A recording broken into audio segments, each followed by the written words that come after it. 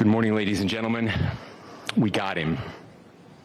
On the evening of September 11th, a family member of Tyler Robinson reached out to a family friend who contacted the Washington County Sheriff's Office with information that Robinson had confessed to them or implied that he had committed the incident.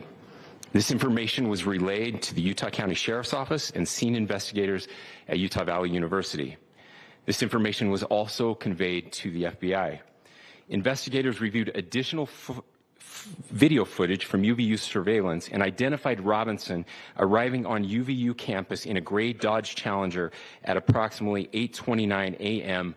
on September 10th, in which he is observed on video in a plain maroon t-shirt, light-colored shorts, a black hat with a white logo, and light-colored shoes.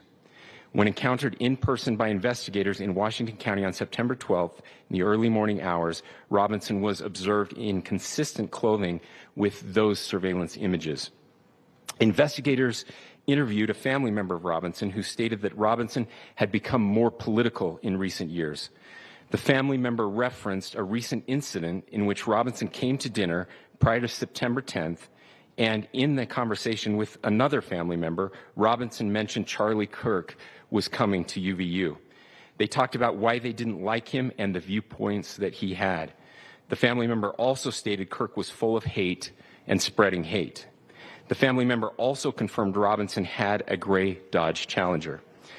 Investigators identified an individual as the roommate of Robinson. Investigators interviewed that roommate, who stated that his roommate, referring to Robinson, made a joke on Discord. Investigators asked if he would show them the messages on Discord. He opened it and showed several messages to investigators and allowed investigators to take photos of the screen as each message was shown by Robinson's roommate. These photos consisted of various messages, including content of messages between the phone contact named Tyler with an emoji icon and Robinson's roommate's device.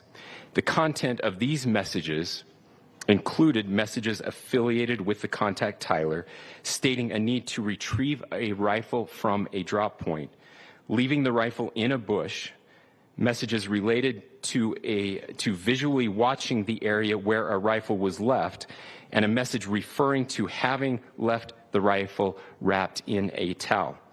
The messages also refer to engraving bullets and a mention of a scope and the rifle being unique.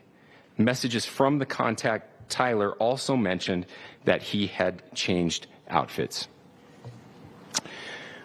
I know there's been speculation as well as to the writing on those casings, those bullet casings, and I believe we have that as well.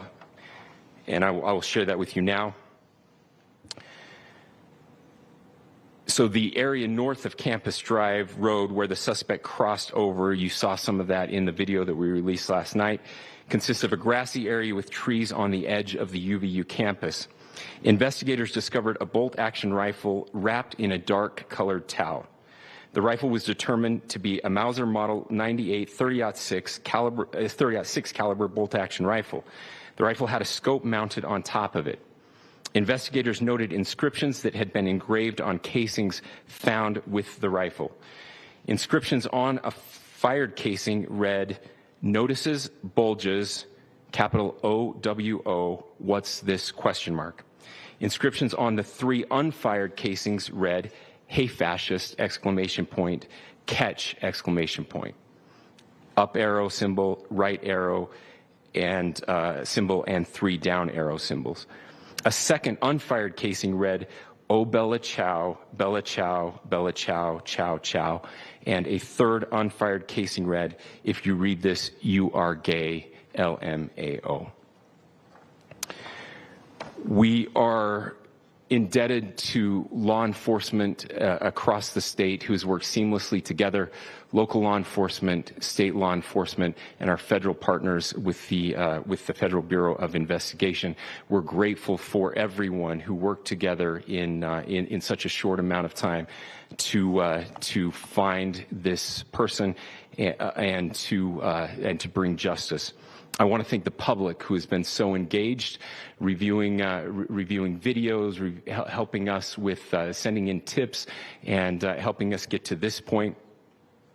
I want to thank the family members of Tyler Robinson who did the right thing in this case and were able to bring him into to law enforcement as well.